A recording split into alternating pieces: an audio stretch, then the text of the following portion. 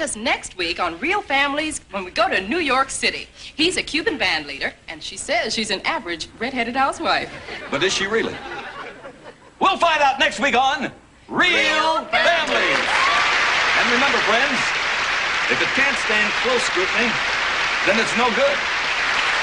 Good night, everybody. Good night.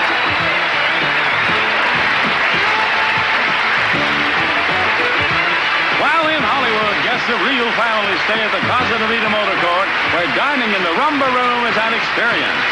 On behalf of everyone at Real Families, this is Johnny Olson speaking. Good night. All right, we've been at it for an hour. Is there anything more we want to say about this episode? Bits and things like that we missed? Were we going to go into a little about game shows? With the you guys want to talk about game shows? I would love to. All right, I'm going to sit back because I think you guys are the experts. Well, I'll ask you one question, Rob. Yeah. Are you old enough to remember Definition? Definition. Well, what I remember is the astonishing theme song. Lend me your ears for the host of our show, Jim Perry. My goodness, is he being literate today. Hello there. Welcome to Definition, the game of give and take. Nice to have you here with us. And we have a couple of nice people joining us on the show. One for the first time, one has been with us before. I remember, like, it had this great theme song, which was later sampled in a rap song, maybe a Canadian rap song. There is such a thing. Well, wasn't it also used for Austin Powers? Austin Powers, but it had that terrific song. That's all I really remember. Okay, I'm just checking because, Jim Perry, while you had him up there for Definition, it was the exact same time he was doing Card Sharks down here in the US and then Sale of the Century. He did Definition for 15, 16 years, and it's about the same span of the time that he did both of those shows on NBC. Wow. So he was doing all this. This is a kind of golden age of a certain kind of game show. I think of this as the age of the long, skinny microphone. You know what I'm talking about? Oh, yeah. Game shows are another place we get a huge amount of exports from Canada for hosts. Yeah, that's true. We do manufacture a certain kind of, flat-voiced avuncular... Yeah, but Jim Perry was from New Jersey. Oh, so he did the show in Canada, but he's... Yeah, he wasn't the CanCon. The actual show was the CanCon. Yeah. But I'm thinking of, Alex Trebek, Monty Hall, right? Alan Thicke, I think. I guess technically, I guess he must have hosted at least one or two game shows in his long career, Leah, right? I think he wrote a couple of game show theme songs. Theme songs. Yes, The Wizard of Odds. The Wizard of Odds, I believe he co-wrote, or either wrote or co-wrote, and I think the host of that was Alex Trebek, so yeah, I guess that counts. Who's the man with the money, makes a dark day sunny? Who's the fella every day, gives a bundle away? Who's the guy with the prizes that'll light up your eyes? It's never ending, get a friend and get ready to play. Hey, hey, hey, hey. It's the Wizard of Odds. Wizard of Odds. The odds are that you'll be a winner today.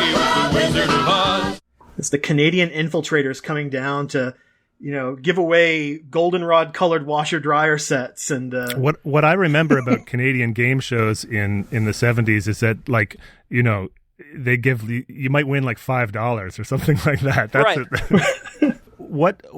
right. How did Definition work? Was it like Match Game or was it like what was the format? This isn't going to be interesting. I don't know, but I'm just curious now. No, it was Hangman. It was like Wheel of Fortune, right? Right. Ah, okay. Hold on a second. Wheel of Fortune is Hangman without the gallows. You just blew my mind. Yeah, it totally is Hangman. Yes, it's like whoa! Absolutely. I never thought of that. It's the Merv Griffin pair of shows. It was the Wheel of Fortune Jeopardy pairing is the let's give a show for the people who love trivia and learning about obscure opera and stuff. And then with Wheel of Fortune, let's give them the game they remember from when they were 6 and 7 years old and learning how to spell. But if you're going to make a game out of Hangman, like a TV show out of Hangman, and you take the gallows out, it seems like you've just you've taken the most dramatic part of the game out, right? Well, you could spin for a bankrupt. That's true. Wheel of Fortune featured the Reagan era's defining moment of game show ontology, which is the bankrupt space on the wheel. I mean, you get that, you lose all your money, and you have to give your turn over to the next person. Yeah, but I'm picturing a game show where they actually construct a gallows. Yeah, you're right. It probably is more visually interesting, but Merv Griffin's a pretty sunny guy, and so, instead of that, you get the, the ceramic Dalmatian for $200 on gift certificate. Yes, the shopping round. Anyway, I said I was going to shut up and let you guys talk about game shows, and I keep piping up. Well, I was always really happy when I got sick and I couldn't go to school, because I could watch the educational programming on the PBS station, but also flip back and forth between that and the daytime shows. And Leah, the era that you're talking about, the Card Shark Sale of the Century type era, that's my era. That's like when I was watching. Well, I agree. And I remember when USA and Family Channel and also some of the Christian channels had a golden age of game show reruns. They had, I remember Scrabble, they'd have both $25,000 and $100,000 Pyramid. It'd also be Press Your Luck, and the first version of Name That Tune that I actually remember watching is the Jim Lang $100,000 Name That Tune.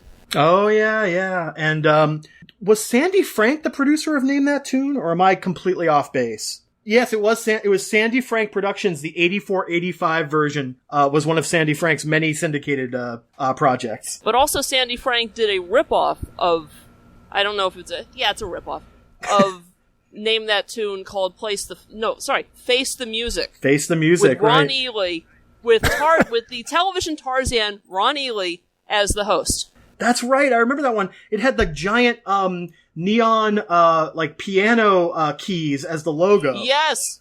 And the you final guys are game. Nerds. Oh, get out of here with that. I'm just kidding. Oh, very proud. And the final game was, it would be a different celebrity. And they'd have a bunch of pictures of them starting as a kid and getting older. Can you identify this baby picture of a famous person? 2 contestants will try for $10,000 in cash on Face the Music.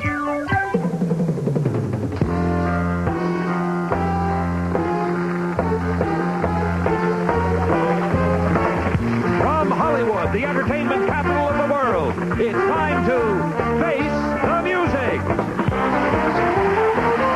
With Tommy Oliver and his orchestra. Our lovely singer, Lisa Donovan. And now the star of our show, Ron Ely. With 1980, which plants us directly dead center of where we are talking about. Wow. Yeah. So that's our trip down memory lane, Rob. We are nerds. What are you going to do? This is what you asked for when you started this podcast. This is like the highway driving phenomenon, or the how much people like pets phenomenon, which is that whatever speed you're driving at, there's only 2 speeds that other people drive on the highway, which is the people drive way too fast, they're maniacs, and then the people who drive slower than you are like, get the hell out of the way, Granny. And by the same token, like everybody else in the world either likes pets more than me, which means that they're like crazy cat and dog people, or they like them less than me, which means that they're, cold, heartless monsters. So what I think is that, like people, there's people who don't appreciate 1970s television as much as I do, and they are, living shallow, hollow lives and can't appreciate great art. And then there's people who can talk for longer than I can about 70s game shows, and they're big nerds.